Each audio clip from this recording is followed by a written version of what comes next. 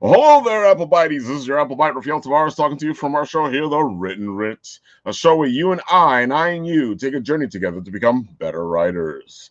And today we have with us the amazing Keyla Valerio. Hi. Hello, greetings. Yeah, it's so funny because recently I got my Facebook does that memory stuff and it goes, "Hey, Yeah. you guys met these guys at Garden State Comic Fest like so and so years ago." Yeah, I know. That was a while back. I was still living in New York and I'm still working at, my old job and trying to do comics on the side. So yeah, it was a long time ago. But it doesn't feel like it. No, it doesn't. It feels like just the other day. With the exception of last year, which was the equivalent of 20 years of my life. But but otherwise, no. It's always amazes me that how time passes, how it flies, especially because it doesn't feel like a lot, and at the same time it feels like a lot, but it doesn't feel like a lot. Yeah, that's exactly it. It's time works in a very weird way, I think. And I tell people all the time, if you want to see time fly, have a kid. Yeah. Because then the kid marks your time. Yeah. And you watch the kid grow, you're like, whoa, time is passing. It adds extra rings in you like a tree. Exactly. Excellent. So we met up with you first time because you were working with Ben on the Seance Room. Yes. And we fell in love with your art back then because you have a unique style, which is one of the things I love about you. Thank you. I really appreciate that. Thank you. Your style actually stands out. I know when it's you just by whatever piece you're putting up. Oh, that's good to know though, because I think trying to find your own unique style and voice is something that's I think crucial to standing out as any kind of artist, but it's also it's the kind of thing that always is constantly changing and morphing too. So you find yourself in this weird conundrum where it's like, okay, I want to be good at this one thing and have people kind of know me for it, but at the same time, you're prone to making changes, right? You grow as a person, as an artist, and eventually those things change. So, pardon? I was going to say, the thing I've noticed especially with artists, is that it does change. You see the growth, you see it get better, you see as the style progresses, but there's this uniqueness to each artist, at least when they find their groove, when they find their own art. I find that they'll keep the aspect, the soul of the art, and they'll move it forward into better art. And I feel like you have that. You have this unique style, and I can pick it out as soon as I see it. I'm like, okay, there it goes. I'll admit it looks much better now than it did before, but that's the growth you're talking about. Yeah, absolutely. I think we'll always keep little pieces of our old selves in it, right? And like what got us there, but that stuff changes. But to still have people be able to say, hey, like I know that that's your stuff, or be able to recognize it, that's awesome. That's what I think any good artist is going to strive for that. It's just like, yeah, I can change, but I still want people to know that it's me and that it's mine and that it's recognizable wherever. That's a definite, and it's the same thing with writers. You get your voice as a writer, and you can pick it out. You'll see it in your early work, but you won't see it as much. Yeah. As you progress with your writing and you become more proficient at it, you start to have the voice be deeper. It's almost like you're having puberty. Yeah. art puberty for sure. And it's the same thing with music. As you progress, your sound, which is the same thing as your voice, develops, but you can hear that underlining sound in the background of all the pieces you put together. Absolutely. Yeah. It's one of those things I feel like since I graduated in 2010, so it's been 11 years now, but my stuff has changed a lot. Like sometimes I'll look at old stuff where I felt like I was doing a decent job, and now I look at it and I'm like, man, that was bad. even with some of the seance stuff, I'm like, I can do, like, if I had to do that stuff now, it would have been even better, but But it's one of those things, like it is what it is. You learn and grow from different projects, and then like you kind of walk away from them going, I know how to do a better job next time, and that's what I'm going to push for, yeah. That's what we strive for, though. We want to get better. We want to improve. We want to, we don't want to stay stagnant. Absolutely. I don't want to be writing the same piece I wrote 10 years ago. For sure, because at that point, it's kind of like, okay, I'm just kind of stuck in place. Like, what's the point, And I know time changes, because I'll look at something I wrote 10 years ago and I go, okay, I can fix this, move that, push this over here. Then I'll change the whole piece and it'll be something completely different. I know that I feel like there was this trend for a little bit for artists, which was like redoing old pieces. And I feel like that's something I would want to visit at some point. It's like maybe take something from school or from like when I graduated maybe 10 years ago, and then or 11 years ago, and go from there and see how I kind of approach it now. I've seen a couple of artist friends do that. They'll be like, oh, this is me 2010. This is me now. And you see the progression of the art from this piece to that piece. It's an interesting practice. There you go. Yeah, revisiting old stuff, seeing how you can do it now. I think it's cool. And I feel like it might be worth doing at some point. Yeah. So, what have you been up to since the seance room? Because I know you're not doing the seance room right now, right?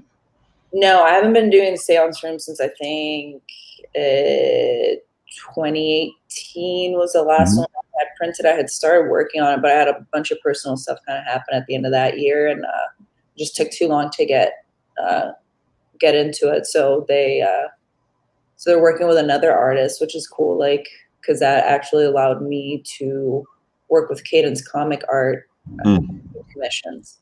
So I started doing private commissions, and Paulo, who's my rep, he has a impressive roster of people that he works with. A lot of like great people in the industry and stuff like that. A lot of women in the industry as well. And so I'm like really excited to be working with him. And I've been working with him for a couple of years now. And I think so that kind of took over working on the comic stuff. Right. And I didn't really start doing more covers or anything like that until this year, really. Or what year are we in? 2021? Yeah, this year.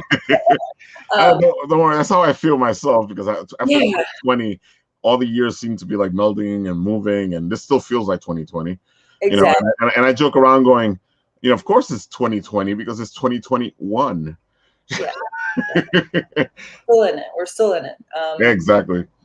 But yeah, so the thing is I had been splitting up my time between doing the commissions, the book.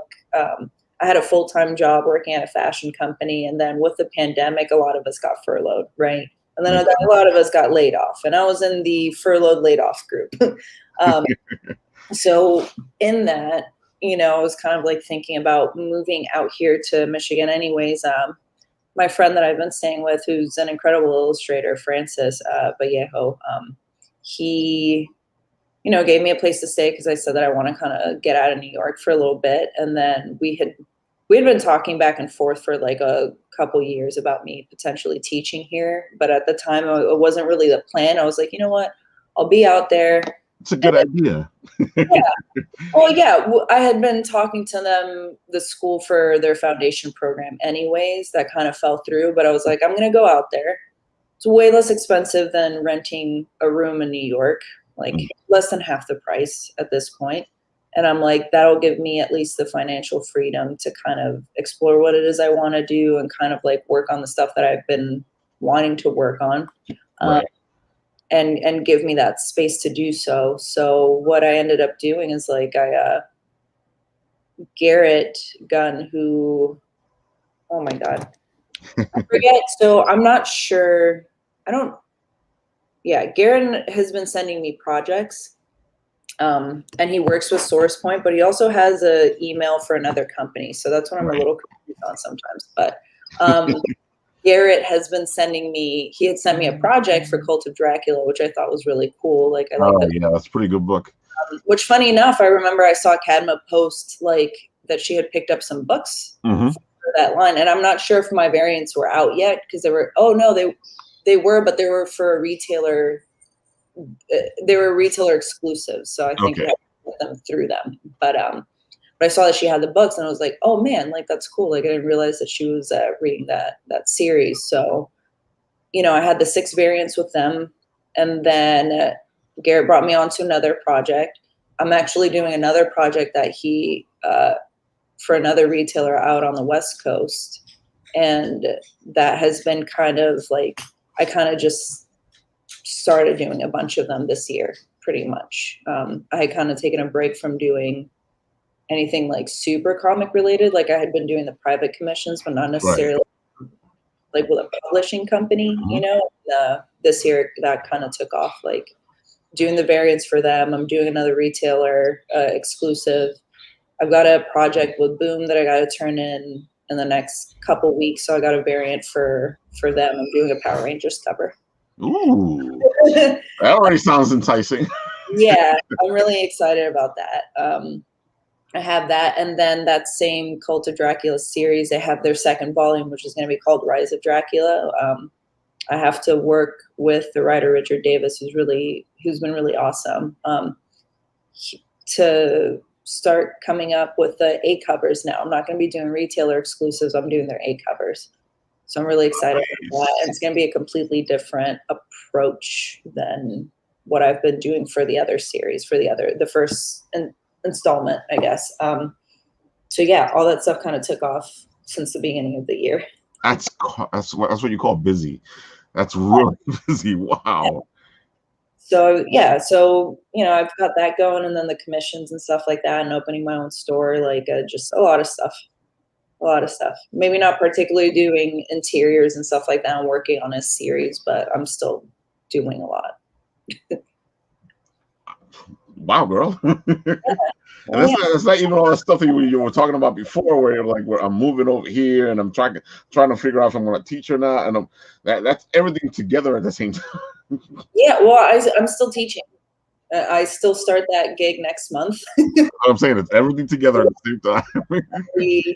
Teaching at the local college twice a week. I've got the variants and stuff for the 8 covers that I'm going to be doing. I have my commissions, and then doing my own private work too, like the digital illustration and stuff like that I've been doing.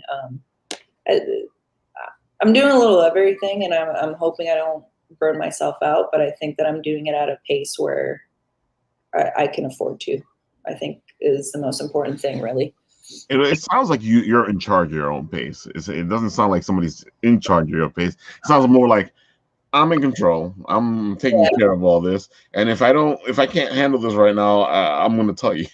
Yeah, I just verbalize it. Like I told Richard, he's like, "Hey, can we have this done by the beginning of the month?" And I just explained the situation. I was like, "I'm working on a project this week, and I got another one next week, and it might be a little later than what you would like." And he's like, "Yeah, we can push it back like to the middle of the month." And I'm like, "That's perfect."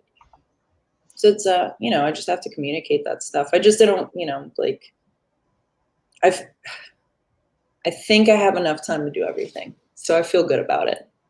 Like I'm comfortable enough in knowing my skills and how long it takes me to do things. So where I'm like, I can definitely cram in those 3 projects in 3 weeks. Well, you can see it. You don't seem panicked. You seem relaxed. You're like, I can do this.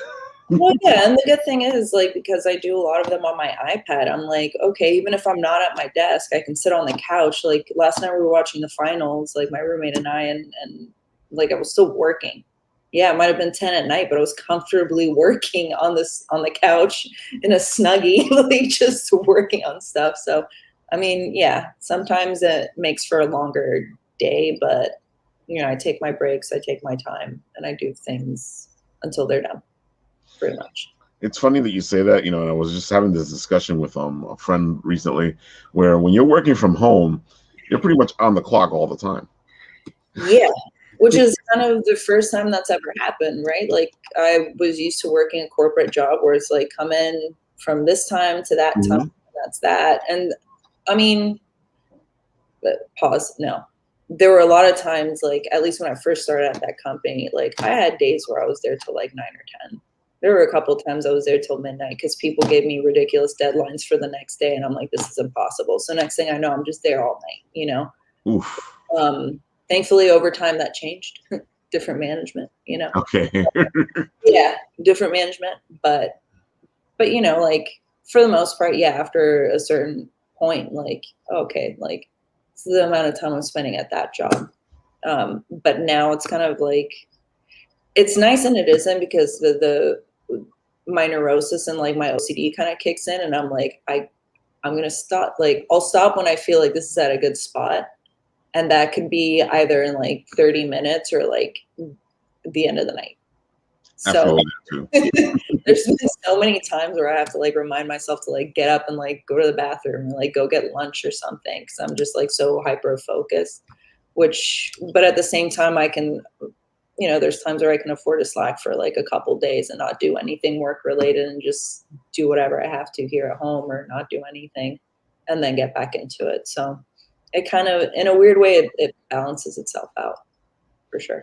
It sounds like it, and again, it's a good time when you can actually control what you're doing, when you're doing it, how it's happening, and it does feel like it gives you more power, to yourself.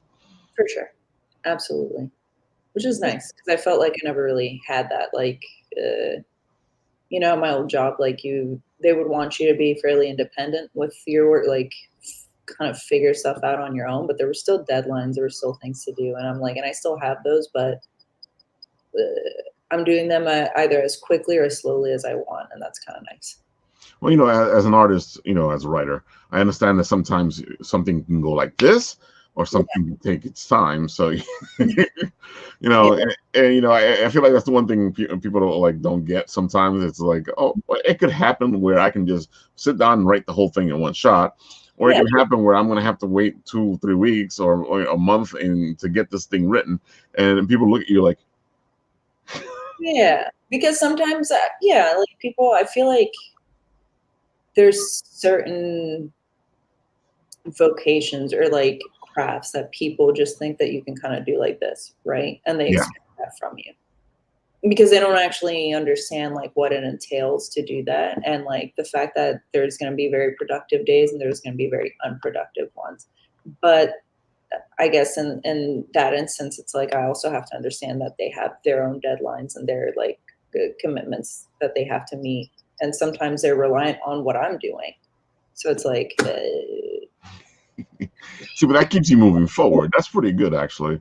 Yeah, it's like, if I take too long with a cover, I'm like, they're not going to be able to print it or send it to the printers or get it proofed or whatever they need to do. So I need to take a step back and realize that sometimes I have to focus and buckle down, even if I'm not that motivated or in the right headspace. Like, I just got to do the work. I don't know about you, but I find that like sometimes I know what I do is I'll keep a schedule.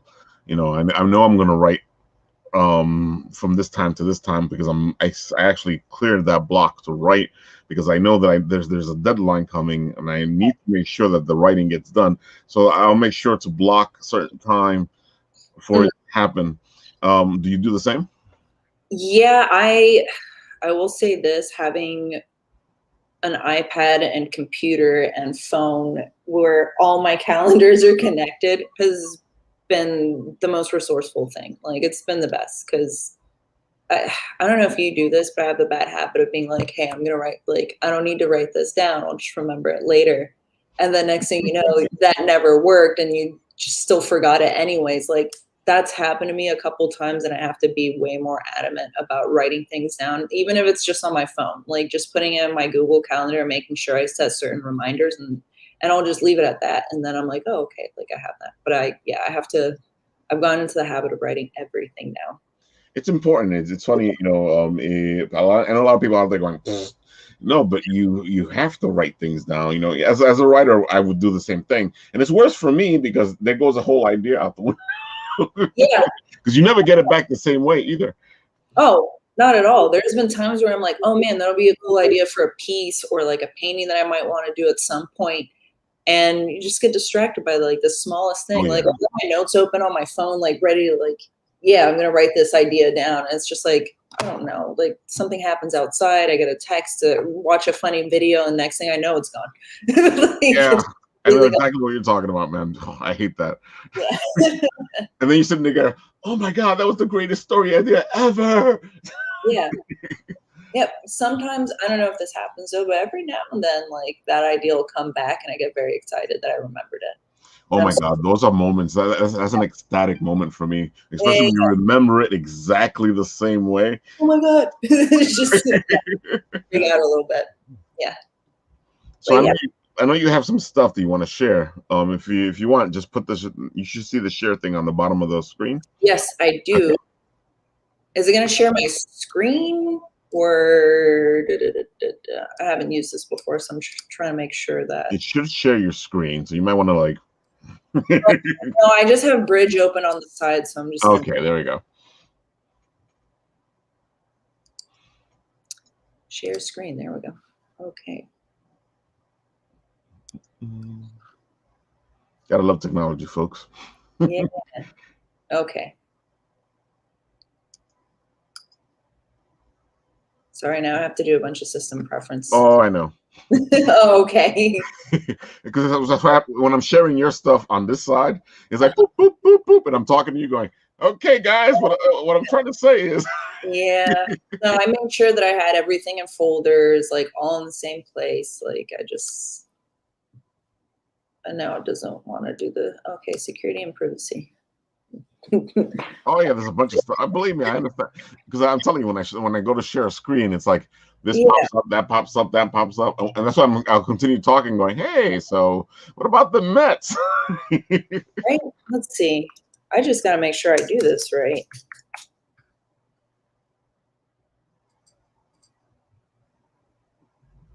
Later. Okay. Oh, okay. Okay. So y'all can see my stuff. Okay. Not yet. Not yet? No. You know what? You can always email it to me if that works. That thing is popping up though. Yeah, it should be like if you send it to share, it should tell me to add you to the stream.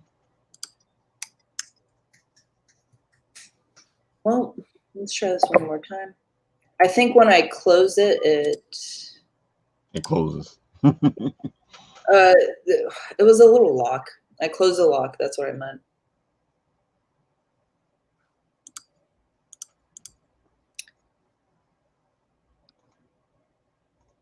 Input monitoring. There we go.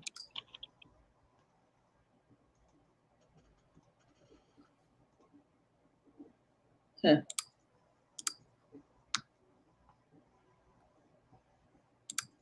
There we go. I'm pretty good at finding things. So if anything doesn't work, and I can always share your Instagram.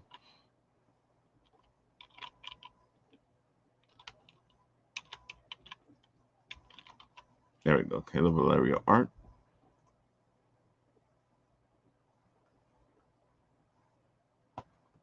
Yeah, this is beautiful stuff on the Instagram. Oh, I lost you. I didn't even see that. Oh, well, you should be back in a minute. So, audience, while I wait for her to come back, I will share some of her stuff. Okay, and here we go. And Keyla Valerio, and Poof, the Magic Dragon. And this is some beautiful stuff, though, people.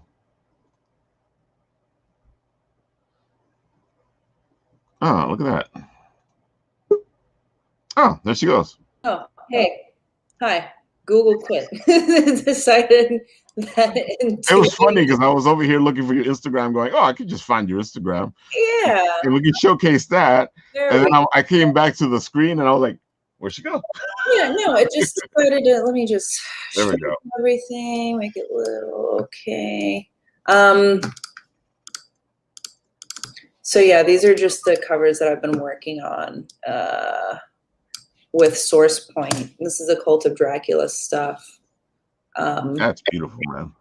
Yeah, that was the first one I did. And thankfully, like Richard has been really great about giving me a ton of information about like what to kind of reference, like whether it's like more of an era kind of thing or like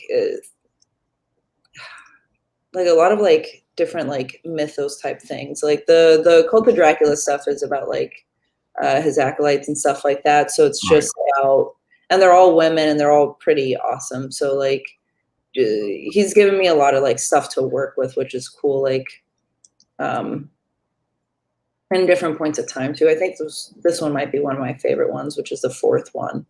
And then this last one. That is beautiful. That's the one I had just on my screen where you were actually. Yeah, the real.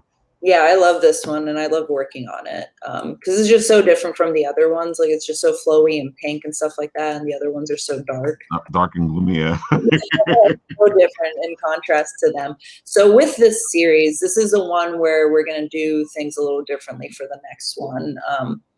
I don't want to give too much about the plot away, but it's going to be like way more designed, a little bit more in the kind of like propaganda-y looking like posters, you know. Oh, okay. That's an interesting way to go. Yeah, it's gonna have a very different feel to it. This was an exclusive I did for Hanahan Comics, and it's for a new Source Point book called Darling. Interesting. Yeah.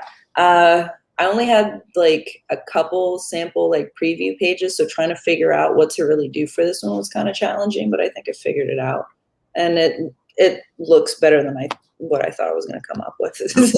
Well, it catches my attention, so you know. Yeah. And from the cover, I'm starting to go. So let's piece this together. You know, if it looks kind of noir, is it a detective? No, I don't think so. Like, I still need. So here's the thing. I still need samples of all these covers and all the books that I've been working on. So I can actually read through stuff. I have some of the digital previews and stuff like that, but I like want to get into the. Well, that's a good question then. So when you get the project sent to you, how much of information do you usually have? Is it, or does it depend on the project?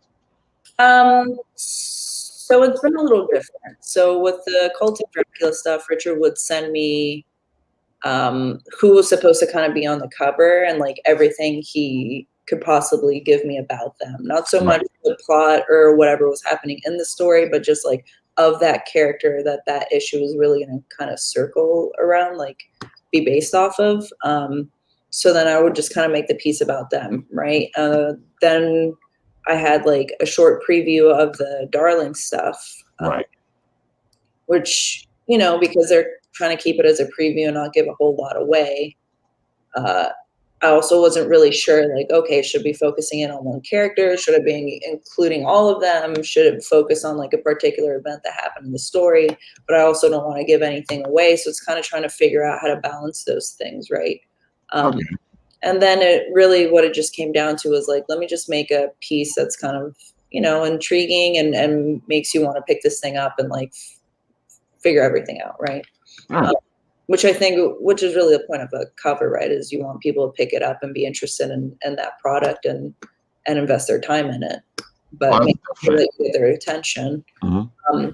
So without knowing a whole lot about that story, that was kind of the goal of that one.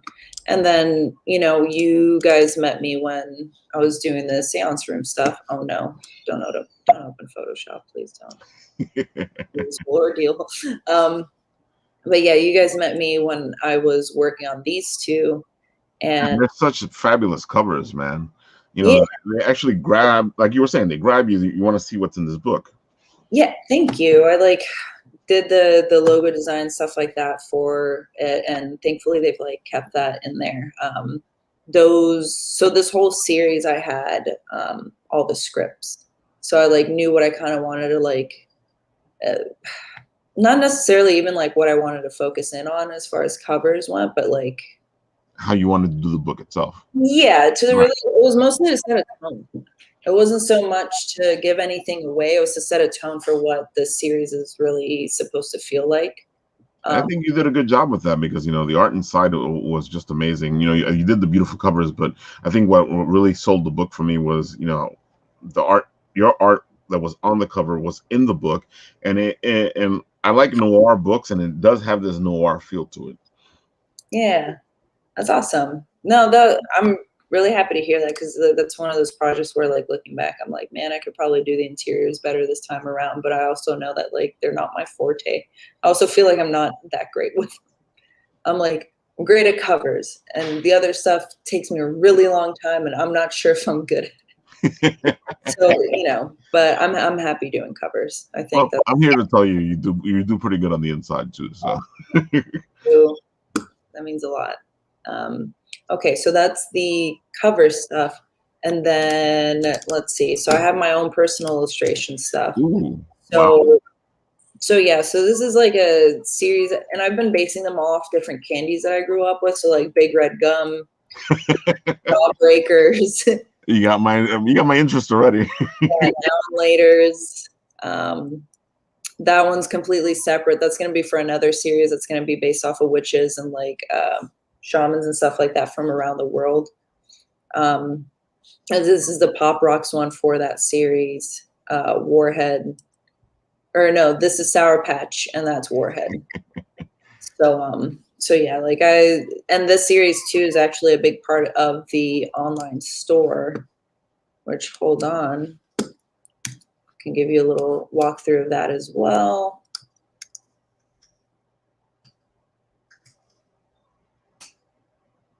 So those I've been slowly turning into merchandise. So I've been making them into tote bags, and I've been making them into T-shirts. And well, they look pretty cool, and as a player of D&D, they have that D&D feel to them. So I'm like, ooh, yeah, I love that stuff, and I love this very much. Like, oh hey, Josh from Threadless. So funny enough, like I love these graphics, and I want to make them into apparel, because that's kind of like what my old job was anyways. However, a melding of yourself and yourself. Yeah, well, I also went on a weird rabbit hole of looking through like old like Japanese street racing cars and all their stickers, like decals and stuff like that. So I'm kind of pulling a little inspiration from that, and like their layouts and stuff like that, and just how they kind of like jumbled different text and stuff like that together. Just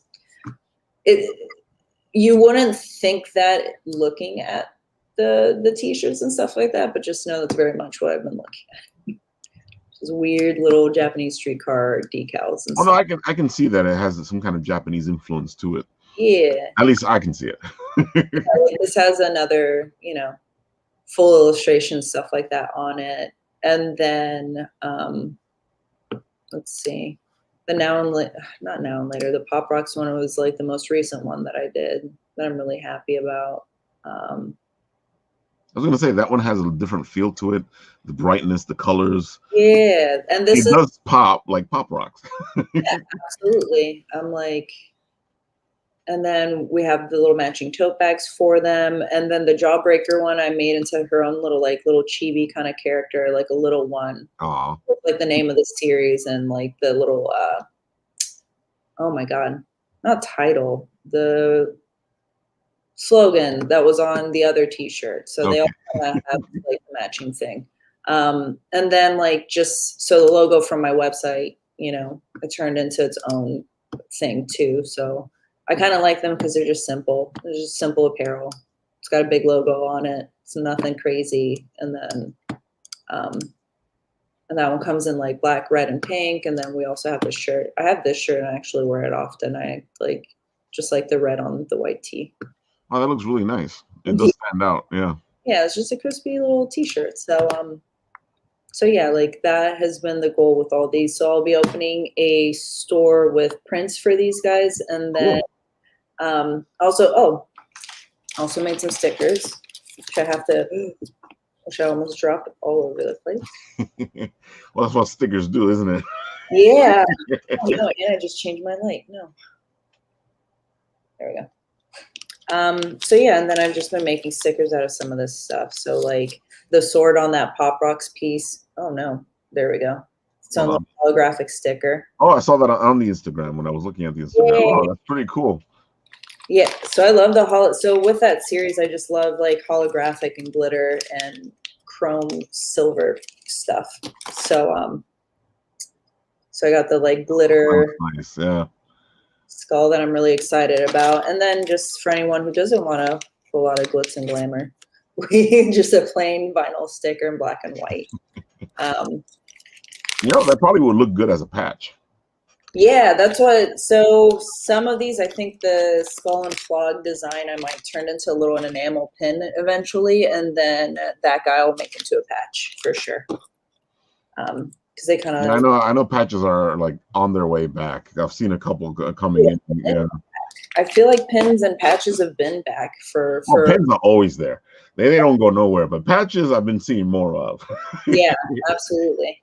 Yeah, they're back. They're back. And then, oh my God, the commissions. Okay, so I have some. I want to say I have some reels somewhere of some of these, but so this was one of the earliest commissions. Ooh, that is nice. This one was neat because I actually did a signing at Royal Collectibles in Queens for this one. Yeah, I know Royal Collectible. Nice guys. Yeah, they're awesome. I did another retailer exclusive cover for them too that I can share in a bit. Oh, cool. So with these guys, this was, I guess, a poster print they made when the movie kind of came out for Girls Inc. And so any of the proceeds that they made for the poster actually went to that charity. So I was really excited about doing that one. Well, that's a nice piece, yeah. Yeah. Dazzler.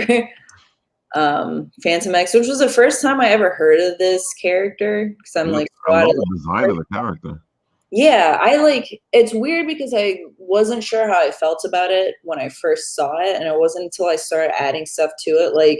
His boots aren't like this. I started adding things just because my little fashion brain kind of kicked in. And I was like, well, maybe I should add a little cuff and maybe some buckles here and blah blah blah. And next thing I know, I was like, okay, I actually really like his design. I just wanted to add a couple things to it. Those boots make him look really rock and roll. So yeah, well, it's just to make it fun for me to paint too, because if a lot of things are just solid blocks of color, I feel I want to add a texture to it or a different finish. But I ended up really enjoying this piece a lot. Those actually look like boots Cadma has. Oh, really? Yeah. Love it. For anyone who plays a lot of video games, we got a little Hanzo from Overwatch. This Harley one that I really liked. I really like doing the couch and the hyenas on that one. A little fun one is my favorite. At least it look a nice Harley looking piece. Yeah, this one was super fun to do. I'm I'm super. I find Harley's a really fun character though when you're actually putting her together. Yeah, I feel she's one of those that I feel part of me has seen so much of that I wasn't sure if I was ready to paint her. So I'm man, so many Harleys everywhere. I hope it's okay and it looks good. But I'm yeah, she's fun. She's fun to paint. That's the good thing about Harley is that she's so multi-purpose that you can actually do, as long as you show that it's Harley, everybody goes, okay. She's so recognizable. You can do whatever. And it'll always look cool. A Kate Bishop piece. Nice. This one was really cool. Gollum one. This is another Overwatch piece. Well, that looks nice. Yeah, I love this one. The same person who got the Hanzo one also got this one as well. She-Hulk was one of the earlier ones I did. This was another Overwatch one, but not for the same person. This one was actually for my rep Paolo. And then, yeah, and we're back to this, but I feel we got a couple more new. Hold on. There we go. Hope that let's see. I want to say I have some reels for some of these too, or some little movies. I know I definitely have some of the Harley.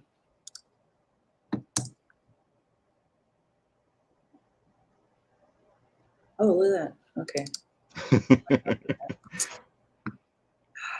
I haven't used Bridge since last year, since my job. That's how long I haven't used this program. I was thinking about it earlier today. I'm this is my first time opening Bridge since the beginning of last year.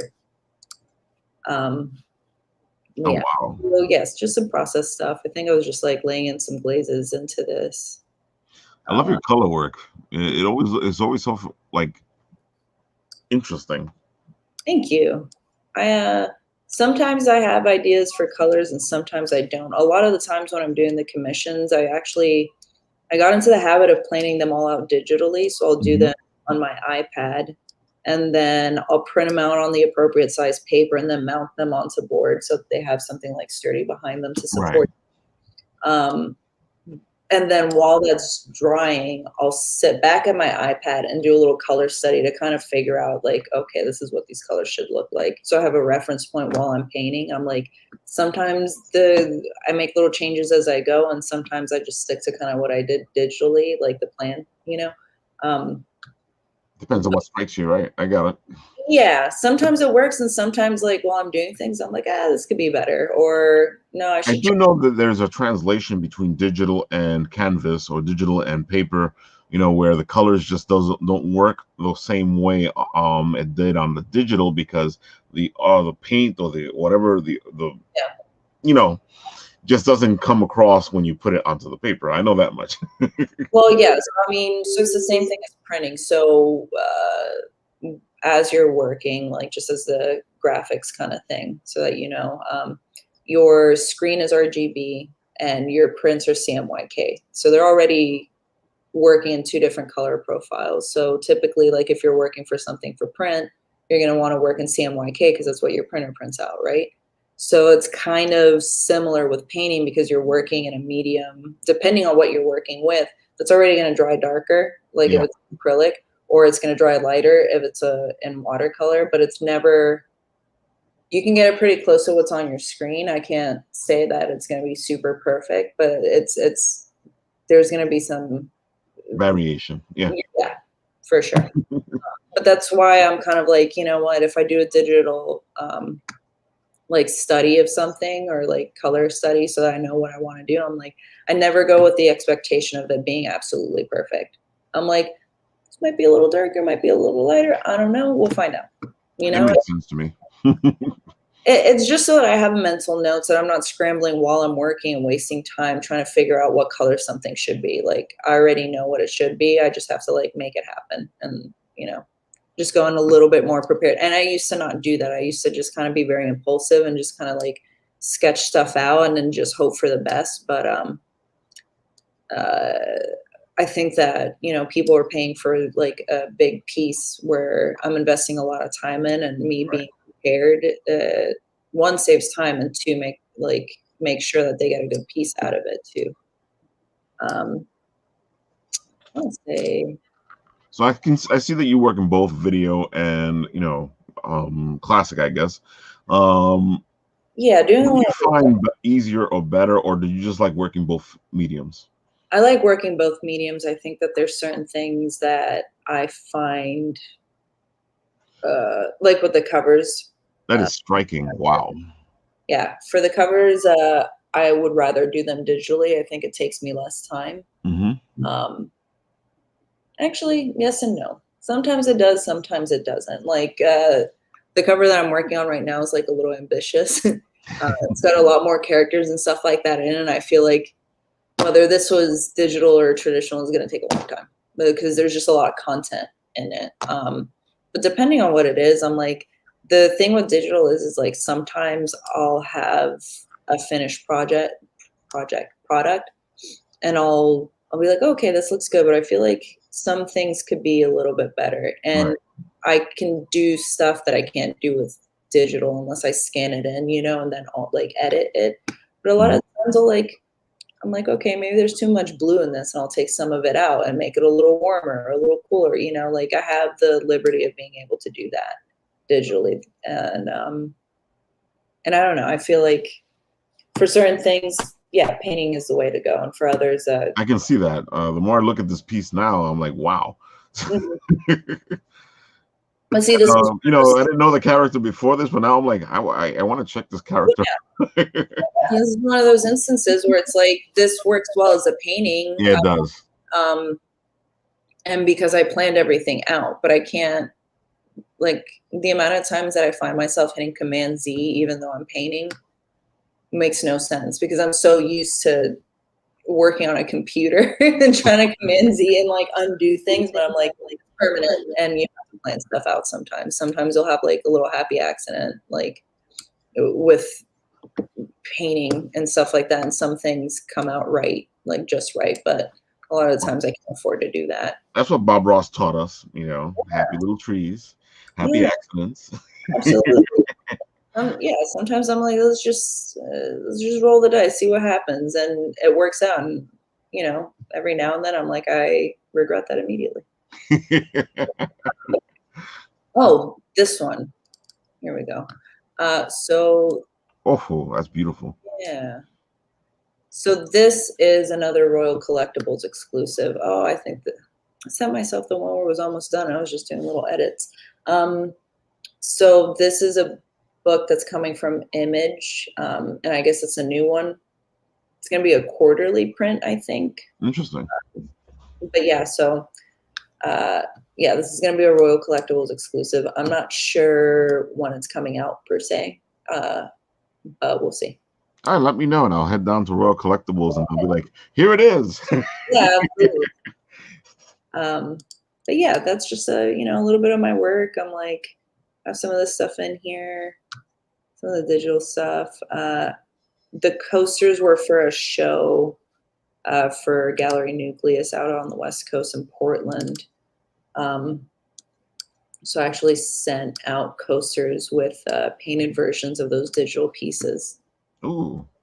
So they have an annual coaster show, and everyone submits like a couple coasters, and they have this like amazing show where they're all just kind of like lined up, like covering an entire wall, and they'll have them like on sale online and stuff like that. That's pretty cool. Yeah. It was my first time actually like painting these guys like traditionally, and I thought it was going to be really weird, but that came out great. Yeah, it's actually quite fun.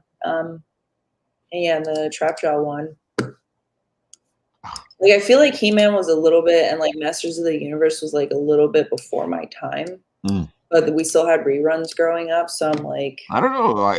I so far the two He-Man pieces I've seen of you did a pretty good job with them. Well, that's the thing too. Is just like I want to make sure they're done well. I'm not gonna turn in something that isn't up to my standards. Exactly. I know what you feel. Yeah, and having fun with this one too. I'm like, he's just has such a goofy design, and like look to him. I just want to make him a goofy character as it is, and yeah, he definitely has a goofy design. Yeah, I like so.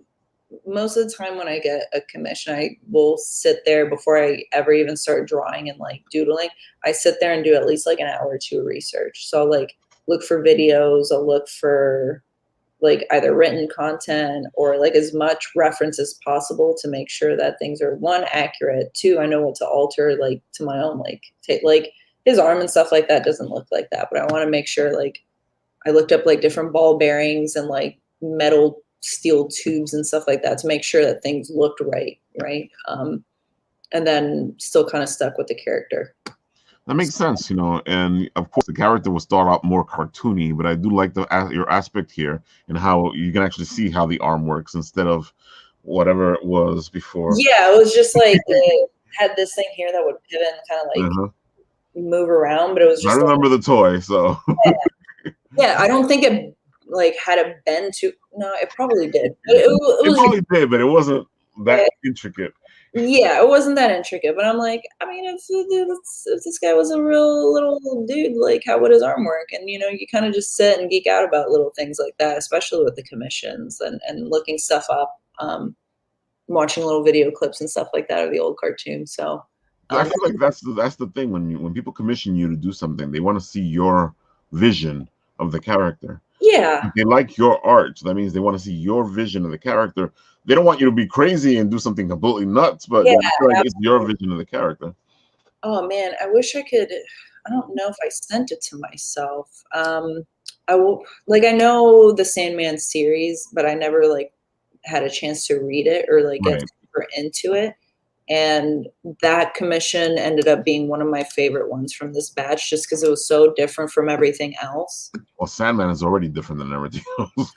Yeah, I'm trying to see. And that would be interesting to see because your art style, I think, works very well with Sandman. So funny enough, one of my favorite artists is Yoshitaka Amano. He did a lot of the Final Fantasy stuff and and as soon as he said the name, I was like, ooh. Ooh, yeah. I absolutely love all his stuff. Hold on. I think I found the video that I wanted to show Okay, you. I think you're back Um, over here. yeah, but it's funny because I was doing research for this Sandman piece, and I was like, oh man, I'm like, for some reason, I feel like a very Yoshitaka kind of like feel to it makes the most sense for this thing. And then in researching, turns out I had done Sandman covers. I'm like, well, so I was on the right track with this one. So it's kind of like Right. it's kind of like my little homage to him because I like just love all his stuff. Oh no, what did I do? Not all 38 options. I'm a No. huge Final Fantasy fan, so. Oh, check out his artwork for this stuff. And there we go. I just realized I was picking all this stuff. I did not need to. I'm just like sending myself the Okay. sorry. Yeah, I'm not trying to send you anything. It's just sending it to myself so that I can I don't know. I was trying to figure out if you were putting it on the screen, if you were putting because I saw you working on it. Is she gonna show it to us? I am trying to make sure that here we go. So then, yeah, this guy turned out to be the most different one from that batch. Was just completely different than the other commissions I had been doing. Wow. More painterly and stuff like that. I did like a pearl kind of iridescent finish to his skin too. And yeah, that one just turned out to be one of my favorites. I can see why. That looks really beautiful. And Yeah. it captures the Sandman, but at the same time, it's a different take on it. Yeah. Just did like some more ornate things. I included some abstract shapes, which I hadn't really done before. I let things kind of bleed in certain places, like, and then didn't get too crazy with the rendering either. Like I kept it fairly simple. So yeah, and clearly did it in my pajamas the whole time. Like, Well, that's good because Sandman always had that dream-esque type of feeling to it. So pajamas Yeah. sound right. Yeah. Oh well, I mean that's who it is. It's the endless dream, isn't he? Exactly. Yeah. So yeah, it made sense. Oh I'd no. love to see what you would do with the deaf character. I was kind of hoping that I would get one of those at some point. So I think I love that character and I love her design, and it's such a goth type of feel to it. That I like to see how different artists try to get her. Oh no! Stop screaming. There we go. There you go.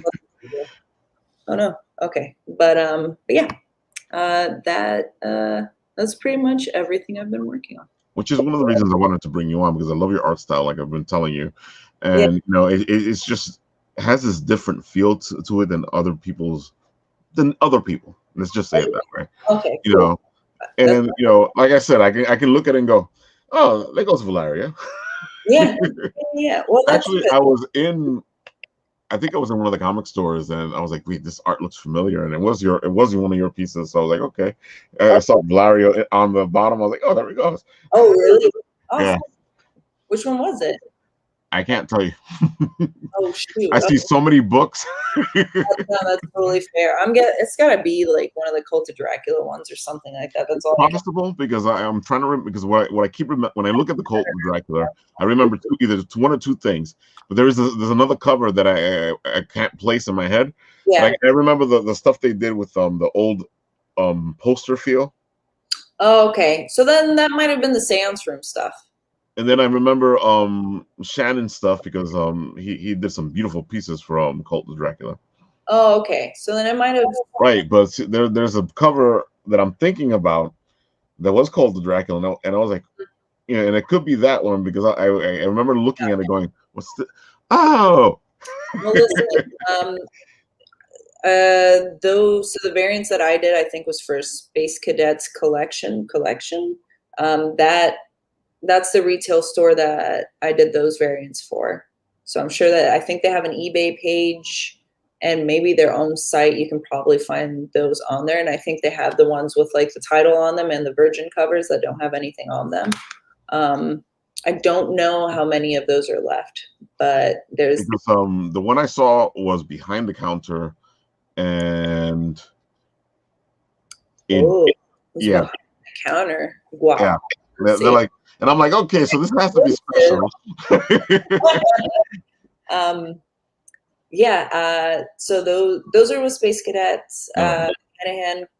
Hanahan Comics has the Darling one, and then in Case Comics out in the West Coast, they'll have the one that I'm working on this week. So I'm like, I'll let everyone know when those are out. Here's a good question for you, because you are doing the variants, and it feels like variants have become something big again. I don't feel like it's as bad as it was in the 90s, where it destroyed the market. I feel like this time is more of an artistic thing, and people are actually taking their time, or actually giving you beautiful art, instead of going, here's a gate cover of this, or here's a gate cover of that. Yeah, absolutely. So, as somebody who's been working on these variant covers, what do you think about the whole thing? I think it has been, one, is cool just doing covers in general, right? But then you kind of have this like creative freedom to kind of do whatever, because it's not the primary way of them advertising and selling stuff. So you kind of have the liberty of kind of doing what you want. Like, because I had asked that for the Power Rangers cover or whatever. I asked them, I was like, hey, like, is there a synopsis or anything like that? Like anything in particular you guys want to see on there to like showcase it? And they were just like, it was kind of the same thing with like the other places. They're like, it's a variant. You kind of do like have a little more freedom with what it is you want to do. We kind of just let the artist do their thing. So I'm like, okay, awesome. So it's like part of you is kind of like, oh, it'd be cool if it were the A cover, but it's also kind of like, okay, it's not the A cover. I can just do my thing and not have this expectation of like, this is going to be the primary thing we're going to advertise with. But now, like, that's kind of switching, because with the Rise of Dracula stuff, I am doing the A cover, so I got to make sure that they're all on point, right? Now you got to doing the A cover. You got to stay in your A game. Yeah, absolutely. But that's fine though, because I feel like they're going to be so different from the other stuff that I'm actually like really looking forward to, and I'm like, yeah, I want them to advertise with this stuff and like this be the kind of face of this series, because I think they're going to be really rad. I think you're a perfect fit for the Cult of Dracula. You again, there's certain books I can see you doing, because I have that art feel to it, and I can see Cult of Dracula being that fit for you. It has been a good fit for me. It really has, and I feel like I don't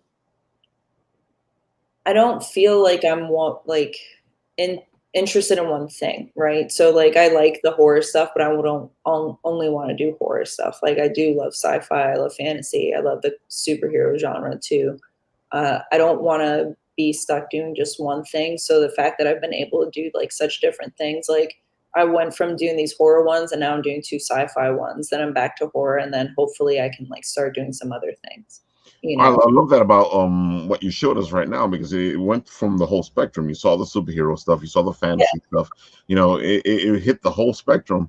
And it was great to see. And again, it was still your style, but it's like, here's my superhero, here's my fantasy. But it also still had that Valerio signature. Like a little touch to it. Yeah, I feel like it has been sometimes the thing that maybe has held me back, but also like the thing that I really like about just me and my work in general. Like, not to sound like arrogant, but like I like a lot of different stuff, and I like to do a lot of different types of work, and I don't want to be boxed into just one thing. So I'm like, sometimes like you said earlier, it's like being able to pinpoint someone's work regardless of how it's changed, right? Mm-hmm. And it all kind of circles back to that. It's like as long as you know that I did it, it's probably going to be a little different every time, and it's going to be for something different every time, because I don't like to do one thing. I completely agree with you, because I'm the same way when it comes to writing. They constantly like, but what's your genre? And I'm like, I don't want to tell you that, because I like supernatural, I like fantasy, I like sci-fi, I like, I'm all over the place. I'm not gonna sit there and go, I do detective noir. And that, if you look at that doesn't fit with any of the other ones. Yeah, I feel like it's one of those things where we've kind of been told and tell ourselves that like to get noticed or get any kind of notoriety, like you have to do one thing. Yeah. And like that's even something they told us in school is like get really Definitely. one thing so that people know you for that and then branch off into other stuff. And I'm like, and I've tried doing that, but I'm not the kind of person that works for like, and I've had people tell me that, and which is why I say sometimes it's kind of like the downside to it. It's like, how are people going to know that that's your thing or that you're good at that if you don't put enough of it out there for people to notice, right? But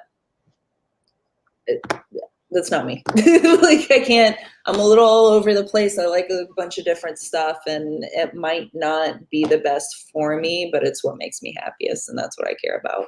Well, I'm here to tell you, and you've been hearing me say it this whole time. I can see your stuff. I know it's your stuff. I like that, you know. And I love your art. It really has its own uniqueness to it.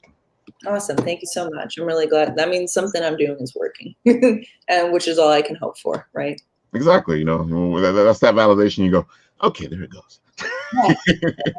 It's funny. Like, I'm probably gonna post this like story with whenever I actually do post the final for it. But like when I was telling my mom the other day that I got the Power Rangers like cover to do the variant, and I was like, Mom, I was like, do you remember when I had that tantrum in like first grade to be the pink Power Ranger? And she was like, and she said she cursed in Spanish. She was like, "Those freaking Power Rangers, sí, me acuerdo." She was like, "Yes, I remember." And I was like, I just wanted you to know that it wasn't for nothing because I'm working on a cover for them now. And she's like, well, they hired the expert. And she's like with such an attitude. Oh my God. I can't wait to see what you do with the Power Rangers. I was like, okay, thanks, Mom. And she's like, I'm happy for you. I was like, it wasn't in vain. Yeah, that sounds like my conversation with my mother. She's like, "Oh, I thought you está con esa muñequita todo el tiempo, right?" Yeah. Yeah. No, my mom's always been really good and supportive of like art stuff. Like she's always been pretty good about it. So I'm like, thankfully she wasn't one of those parents that kind of like fought me on it. Like, cause she had been taking me to like art classes and stuff like that since I was like in first grade anyways, like she knew.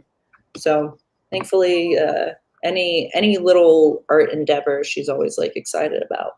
She'll have questions to make sure that I'm okay and that like it pays me. But you know, for the most part, she's always been supportive, which is awesome.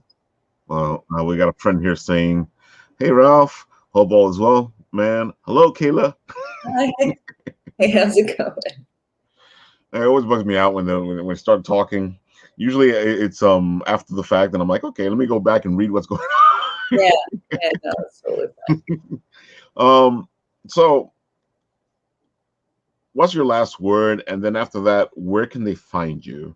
Because you know people are going to want to go looking for you. What's my last word? In regards to what? Like an inspirational thing. Whatever you want to say, it's your last word.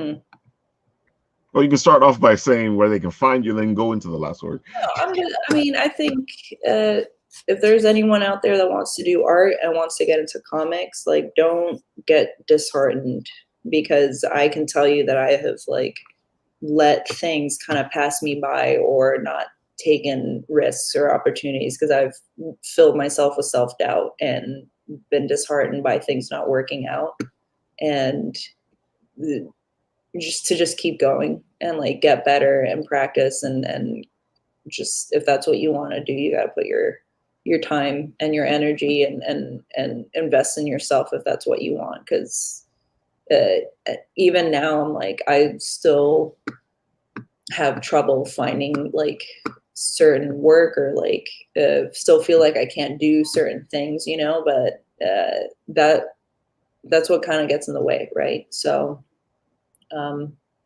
just keep going, you know, keep going, keep moving. You're gonna make mistakes, you're gonna make work that sucks, and you're gonna make some stuff that's really good. Yep. And those are all good because that all shows growth and will, you know, inevitably get you to where it is you want to go. You just have to keep doing it even when it feels hard. That's actually a great last word. All right, so now the good stuff. Where can they find you? What are you doing next? Are you doing conventions? If you are, which ones are they? Yeah. Okay. So you can find me on Instagram. It's at @kvalerio_art.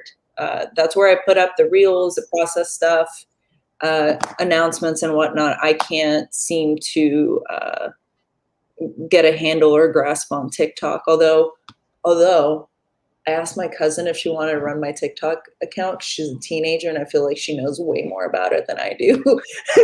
So I was like, "Yo, I'll give you a couple bucks a month if you just like run my TikTok for me." She's like, "Yeah, send me everything." I'm like, I still have to send her stuff, but Well, at least you got somebody doing it to you. I was going to tell you, you can do it as simple as what you're doing right here. Put some music to it. I just need someone to take the time to post the stuff up. I have stuff to put out there. I just have no energy to like do it on TikTok. Oh, I feel you because they got me doing the TikTok right now, and I'm like, Yeah, okay. I there's some times where I don't post on Instagram for either days at a time or like a week because I'm working and I would rather just keep doing that than sit and try to think about what times I'm posting and what sounds to use and hashtags and stuff like that. But yes, here, @kvalerio_art. I also have that threadless shop, so I have the link in my bio if anyone wants to buy shirts. If you follow me on there, I will be making an announcement for the e-store that I'm opening. So to be able to buy prints and stickers and stuff like that, and I'll be shipping them and doing that from here. And as far as stuff that I'm working on goes, I'll be making more prints, hopefully. I started a teaching gig next month, so I'll be a little busy with that. Follow @Cadence Art, comic art. They usually announce when my commission list is going to be open, and also signing up for their newsletter will help with that too. So when my list opens up again. Conventions, I kind of stopped doing conventions a couple years ago. But this year I'm actually doing the Fan Expo in Toronto in late October. So it'll be my first. That's a nice one to start out with. Yeah, I've never been to Canada. I've always wanted to go, and I've always wanted to go to Toronto. So when they were kind of asking around to see who wanted to do what, they asked me if I wanted to do that one. So I'm really excited. So yeah, I'll be in Toronto. I think it said it like October 22nd to the 24th, something like that. And yeah, that'll be the first convention I think I do since like maybe 2018 or 17, I think. Or no, 19, I think. I think so, because I remember seeing you. No, that one was just for fun. So actual showing convention, 2018 probably. Okay. Well, that makes sense. I still remember seeing you. That'll be my first one because I think the last one I actually went to was just for fun in like 2019. But I didn't actually sell anything. So this will be the first time, and I'll have prints and the stickers and stuff like that. I won't have the merchandise and stuff like that. That has to be through the Threadless store, but at least we can. I'll have everything else, and I'll be doing. If I recall correctly, I should be opening a pre-convention list. Attending that once that's going there. I'll have a list going. Yeah. It's funny because now that you were telling me that all those pieces have something to do with candying, I keep hearing, what would she do with whatchamacallit? Yeah. I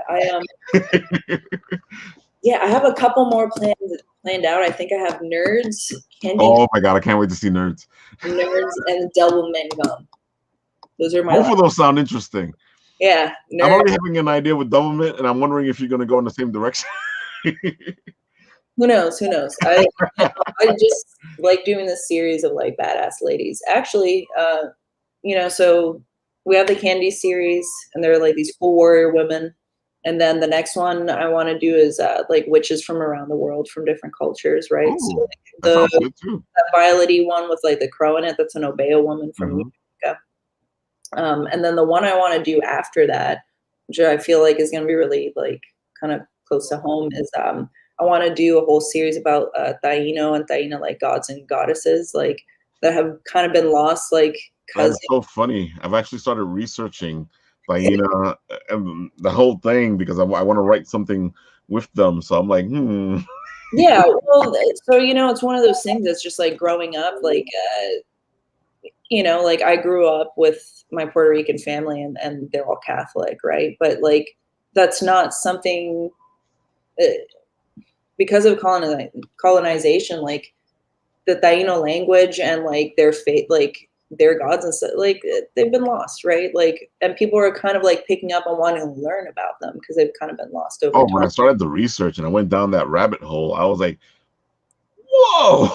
Yeah, like there's just so much stuff. So it's like I want to be able to showcase that as kind of this like forgotten thing in our culture, and I like want to bring it back, you know, and not just Puerto Rico, like the Tainos were like all over the Caribbean, but I'm Exactly, yeah. saying, you know, that's kind of been lost on us. So I want to make up some really cool stuff.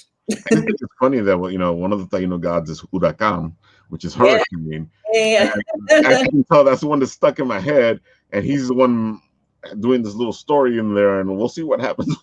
yeah. I'm such like a little emo kid. I was like, yo, the God of Death looks cool. The Taino one looks metal. Like, Oh, I'm there with you because when I was looking this stuff up, I geeked out like completely, and I'm like, oh, I'm a geek. yeah. Yeah, I kind of went through like a similar little rabbit hole. Like I wanted to do the Taino like gods and goddesses and stuff like that. Like I just feel like it's kind of a part of our culture that Oh, definitely. doesn't have like, I don't know. I feel maybe there are things out there and maybe there aren't, but I feel like at least like indigenous like Caribbean culture isn't really mainstream or like really kind of brought to light. And you know, like my dad's Dominican, my mom's Puerto Rican. I'm like, and that's the family and culture that I grew up with, and like it's more than what it's been portrayed. Like it's more than just like New York Puerto Ricans, and it's more than Oh, just you know things around San Juan. You know, like in a very touristy spot. There's so much more, and it's so like, way so much more. yeah. And it's not. Yeah, there's a lot. So at least if I can do this project, I'm like, it'll kind of help me connect with this stuff that my family never really talked about. And probably don't even know that much about just because of history, you know? Believe me, I feel you completely. When I started and I started seeing this stuff, and I'm like, oh, we something has to be done with this stuff. You Yeah. know, there's probably other stuff out there, like you were saying, but you know, I want to do something. I want to bring this out. I want to show this pantheon that, you know, a lot of people aren't really paying attention to. Yeah. I feel like, I just feel like indigenous culture, like not just in the Caribbean, but in like All Central over the place, yeah. everywhere has been so lost on us. And I feel like it's time to really showcase like the folklore, the history, like myths, whatever, just because there's so much cool stuff. There's so Completely. cool, I completely agree with you. You know, and I find that I have a good amount of characters that I've actually created that are actually Native American or indigenous, or, you know, and people go, where'd you go in that direction for? I'm like, no, that's the character talking to me. So, yeah, yeah, and I think you know, as creators, it's kind of our responsibility too. So may as well do something. exactly. You know, no one else is going to make it for us, right? So Yeah, well, you know, we have to do it ourselves. You know, we have to show, if we want to show it, or if we not want it to be seen, we got to do it. yeah, You we know, got you to. don't wait for somebody else to do it. Yeah, so hopefully, you know, if anything, I might do the witches thing later, even though I really love witchy stuff. But I think I might put it off a little bit and move on to the Taino stuff after the candy stuff. All those are great projects. I can't wait to see them. Yeah, Guys, check her out. She is fantastic. Believe me, her art is beautiful. You want to own a piece of one of the things she's done, and you should go check her out. You know, go to her Instagram, go to her website, buy one of her shirts. You know, own a piece of the art. You know, you won't regret it. yeah, buy something, please. Trying to get this stuff out there into the world. So Exactly. We want to put our babies out there so that they can make us proud. yeah, absolutely. All right. With that, guys, I will do what I usually do until I get an ending for the show.